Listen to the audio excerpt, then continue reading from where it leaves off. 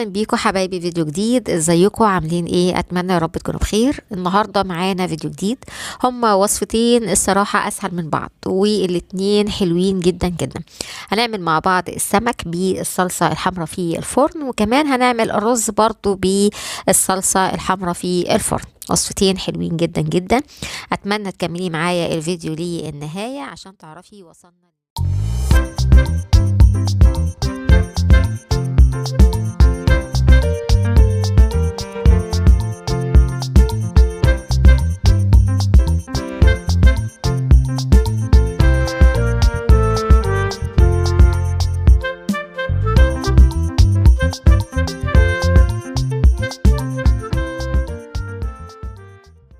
حاجة أنا جبت طبعا السمك، غسلته نضفته كويس، حطيته فيه شوية ملح بدقيق، وعصرت عليه كده ليمونتين حلوين، وسبتهم بس مجرد 10 دقايق وشطفتهم من الملح والدقيق وشوية المية.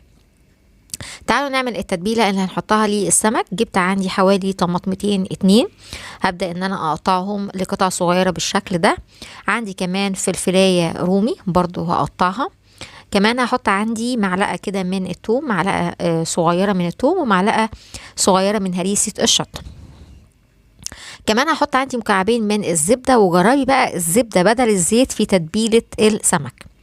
كمان هحط عندي شوية من الخل، وكمان عصير ليمونتين كده. كمان هحط شوية من المستردة.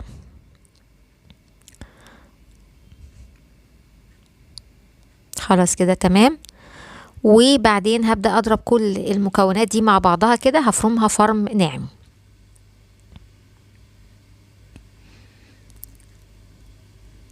اهو بالشكل دوت. وكده خلاص انا فرمت كل المكونات مع بعضها. ننزلها كده في بولة، وهحط عندي شوية بقى من الكزبرة الخضراء.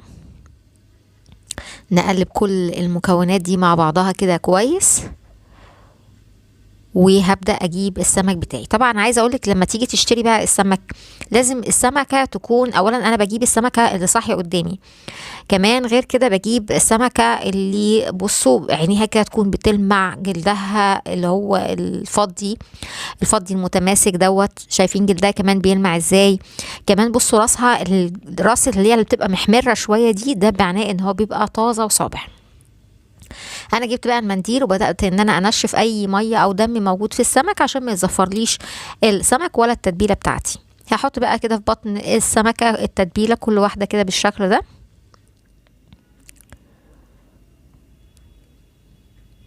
عايزه اقول لكم التتبيله دي يا جماعه ريحتها في منتهى الجمال.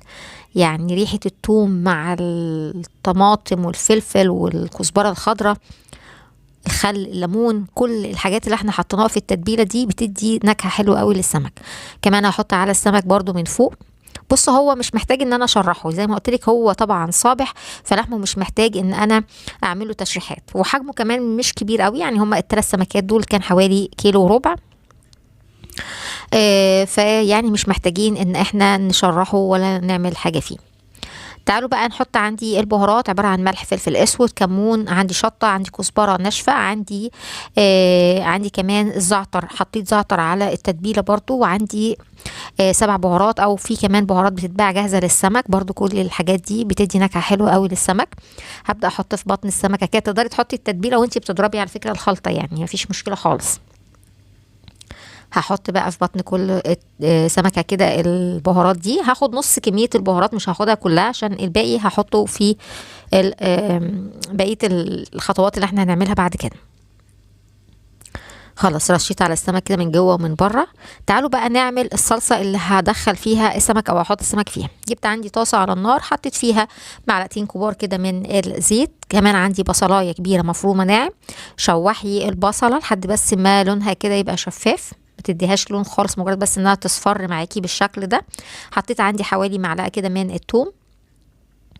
طبعا ده توم كان عندي متفرز، وكنا عاملينه مع بعض على القناه، وتقدري ترجعي لي الفيديو تعرفي كنا مفرزينه ازاي. حطيت عندي مكعب من المرقه، وحطيت بقيه البهارات اللي كنت واخده نصها لتتبيله السمك، خدت النص التاني على البصله بالشكل ده. نقلب بقى كل ده مع بعضه كده. البصله خلاص شربت من البهارات والتوابل، والمكعب داب. حطيت معلقتين كبار من الصلصه، وعشان طبعا الصلصة برضو نديها تشويحة كده، وعشان نعادل حموضة الصلصة بحط عندي معلقة صغيرة من السكر، ونطفي كده على طول بشوية من الخل. نقلب بقى كل الحاجات دي مع بعضها كده كويس، الصلصة بس تتشوح تشويحة حلوة كده. هحط عندي شوية برضو من الكزبرة الخضراء او بقدونس، يعني الخضرة المتوفرة عندك، بس انا بحب الكزبرة الخضراء اكتر، تبقى ريحتها يعني اقوى وطعمها احلى. كمان بحط بعد كده عندي حوالي 4 طماطميات او 5 طماطميات مضروبين، لكن مضروبين خشن، يعني تقدري انك انت تبشريهم بدل ما تضربيهم، ما هماش عصير يعني. بعد كده هحط عندي بقى شويه من الميه السخنه، ونبدا ان احنا نقلب كل المكونات دي مع بعضها كده، وهسيب الطماطم تتسبك معايا كده مع نفسها. طبعا احنا كنا سايبين السمك يتبل خلاص حوالي مثلا نص ساعة، وبشتغل فيه على طول. السمك من الحاجات اللي بتتبل على طول، ما بتاخدش وقت في التتبيل. ببدأ ان انا اشيل من عليه كده بقى اي تتبيلة عشان ما تتحرقش معايا في وانا بقلي السمك. هبدأ احط عندي بقى الدقيق، تقدري انك انت تحطي على الدقيق بهارات، وتقدري تحطي شوية من الكركم تديله لون اصفر شوية. انا يعني حطيت اكتفيت بس بالدقيق، لكن دي افكار ممكن تعمليها برضو بتبقى حلوة قوي. وببدأ ان انا احط كده الدقيق على السمك، يعني بغلف كل السمكية بالدقيق. ناخد كمان التالتة،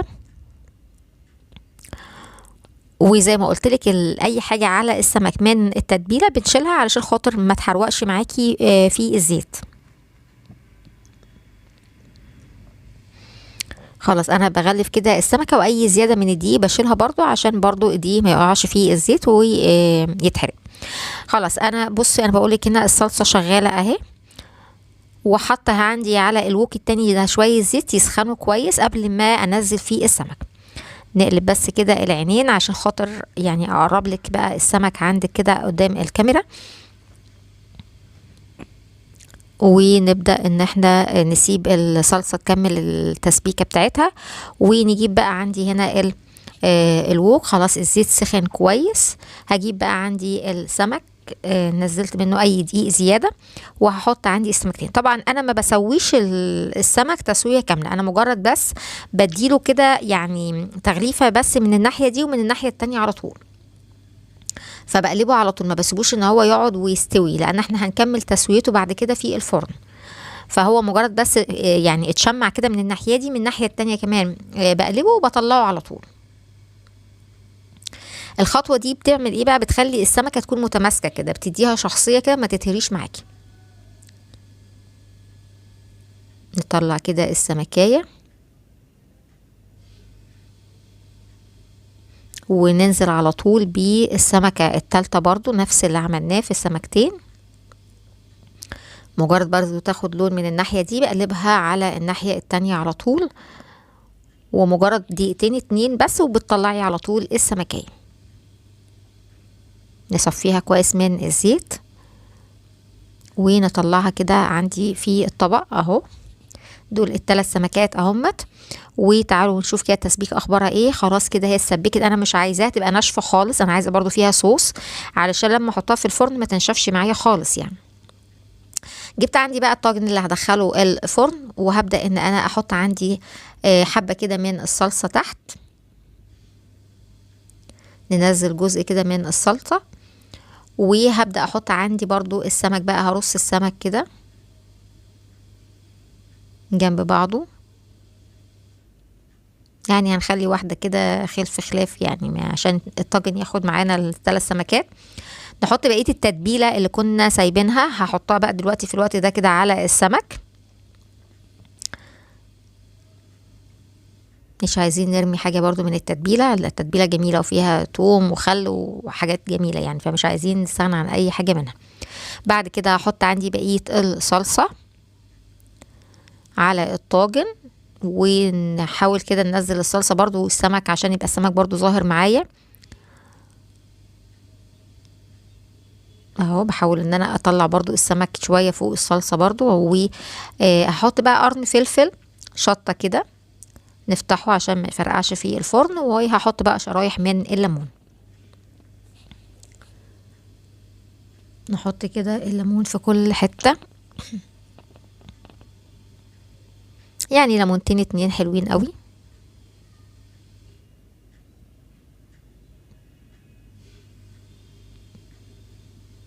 اهو بالشكل دوت.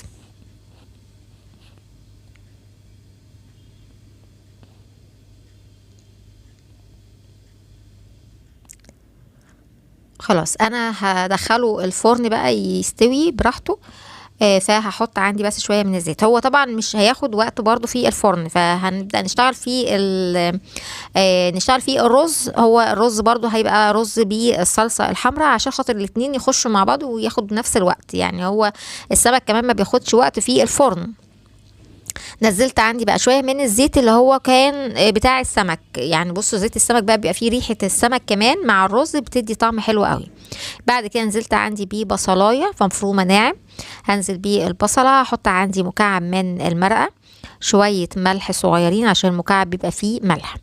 كمان هحط شويه من الكركم، قصدي شويه من البابريكا، وشويه من الكزبره الخضراء، وشويه من الكمون والفلفل الاسود اهو. وعندي كمان السبع بهارات. البهارات دي مع السمك بتدي طعم للرز حلو جدا. خلاص انا ما بغمقش البصلايه، انا مجرد بس ان انا بشوحها تشويحه بس كده مع البهارات، لان احنا ما بنعملش رز صياديه. لو رز صياديه او رز بني ده اللي بنحمر له البصله بقى تاخد اللون البني الغامق، لكن الرز الاحمر بيبقى لونه بس لون الصلصه. فحطيت هنا معلقتين كبار من الصلصه، وحطيت عندي حوالي برضو 4-5 طماطميات معصورين. زودت هنا شوية مية، وحطيت عندي شوية كمان من الكزبرة الخضراء. طبعا مقدار المية ده اللي هو يسوي لي الرز البسمتي، ده رز بسمتي. فحطيت بما يعادل، هي كوباية ونص من الرز البسمتي، حطيت من الصلصة والمية ما يعادل حوالي 3 كوبايات. خلاص هحط بقى شويه ميه كمان، وهسيبه ان هو اول ما يغلي بالشكل دوت. طبعا انا هحط كمان الرز في الطاجن، فانا مش هسويه على البوتاجاز، انا مجرد بس سبته يغلي، وبعدين قبل ما يتشرب مش هسيبه يتشرب الميه عشان هو هيستوي في الفرن. جبت بقى الطاجن التاني اللي هحط فيه الرز، وحطيت عندي مكعب كده من الزبده تحت عشان الرز ما يلزقش في الطاجن. ونزلت عندي بيه الرز بقى بالصلصة بالكزبرة الخضراء، كل الحاجات دي كده نديله بس تقليبة كده. وعلى الوش برضو هحط شوية من مكعبات الزبدة. جربوا يا جماعه الرز في الفرن بالصلصه الحمراء دي خطير. عايزه اقول لكم يعني وصفتين السمك والرز في الفرن اهم، حطيتهم في الفرن ياخدوا بقى وقت التسويه زي ما هم عايزين، يعني تلت ساعه نص ساعه زي ما يستووا. طلعتهم من الفرن طبعا، حطيتهم تحت الشوايه بس دقيقتين 2 خدوا وش. وبعدين حطيت شويه بقى من البقدونس او الكزبره الخضراء كده برضو للتزيين، هو مش محتاج صدقوني تزيين يعني. بالشكل دوت. تعالوا اوريكم كده السمك قد ايه مستوي خالص. هو طبعا زي ما قلت لك السمك من الحاجات اللي ما بتاخدش وقت خالص في التسويه. بصوا السمك دايب. تعالوا اوريكم كمان الرز بتاعنا ازاي مفلفل خالص اهو، ولونه بقى الاحمر الحلو الجميل دوت. وصفتين سهلين جدا جدا. اتمنى انك تجربي، واتمنى انك تكوني استفدتي وتقولي لي رايك ايه. ولو ليكي اي اسئله او تعليق اكتبيها لي على قناه نانا تشانل. اشوفكم في فيديوهات تانية ان شاء الله على خير. باي باي.